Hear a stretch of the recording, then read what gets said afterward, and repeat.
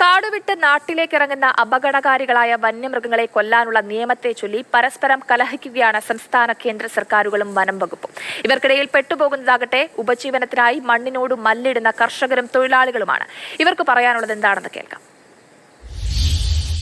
ഞങ്ങൾക്ക് തീർച്ചയായിട്ടും ഒരു ഗവൺമെൻറ്റിനോടും ഞങ്ങൾക്ക് വിരോധമോ ഒന്നുമില്ല. പക്ഷേ ഞങ്ങളുടെ ഒരു അഭ്യർത്ഥനയാണ് ജീവിക്കാനായിട്ട് അനുവദിക്കുക.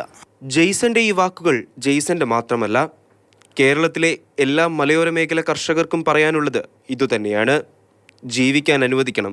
ഉപജീവനമാണ് കൃഷി. കപ്പകൃഷി ഇപ്പോൾ പാടെ ഞങ്ങൾ നിർത്തുകയുണ്ടായി. കാരണം നമുക്ക് മറച്ച് കെട്ടിയാൽ പോലും അതിൻ്റെ ഇടവഴി കയറി കപ്പ കുത്തി നശിപ്പിക്കുക. ഒരു കൂട്ടം ഒരുമിച്ചാണ് വരുന്നത്. ഇത് എവിടെ നിന്ന് വരുന്നു നമുക്കറിയത്തില്ല. ഇപ്പോൾ പല തോട്ടങ്ങളും കാട് പിടിച്ച് കിടപ്പുണ്ട്. ഈ തോട്ടങ്ങളിൽ തന്നെയാണോ ഇത് വനത്തിൽ നിന്നല്ല ഏതായാലും വരുന്നത്? കാരണം നമ്മുടെ നിയർ ബൈ ഉള്ള ഏതെങ്കിലും സ്ഥലത്തു നിന്നാണ് വന്ന് നമുക്ക് നാശം ഉണ്ടാക്കുന്നതാണ് ഞങ്ങൾ മനസ്സിലാക്കുന്നത്.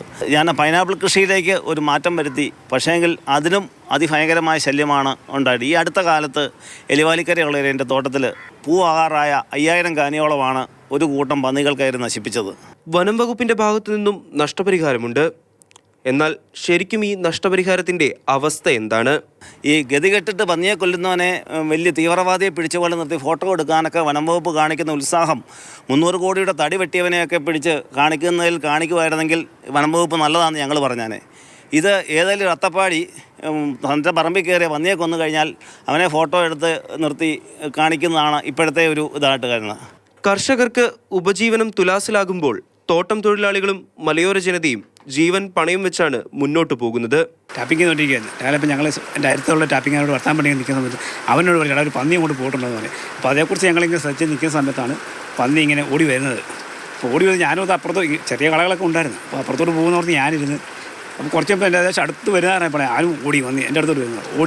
ഓടിയപ്പോൾ ഞാൻ പോയി ഒരു കമ്പ തട്ടി മറിഞ്ഞു വീണു. അപ്പോൾ ഇതിന് കുത്തിയിട്ട് എൻ്റെ കയ്യിലെല്ലാം ചവിട്ടി മേളിൽ റോഡ് ഒരു കയ്യാല കഴിഞ്ഞ് ടാപ്പിങ്ങില്ല അങ്ങോട്ട് അവിടെ കണ്ട് കയറി പോകുമായിരുന്നു.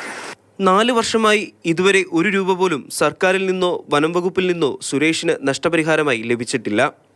കഴിഞ്ഞ 5 വർഷത്തിനിടയിൽ 9 പേർക്കാണ് കാട്ടുപന്നിയുടെ ആക്രമണത്തിൽ ജീവൻ നഷ്ടമായത്.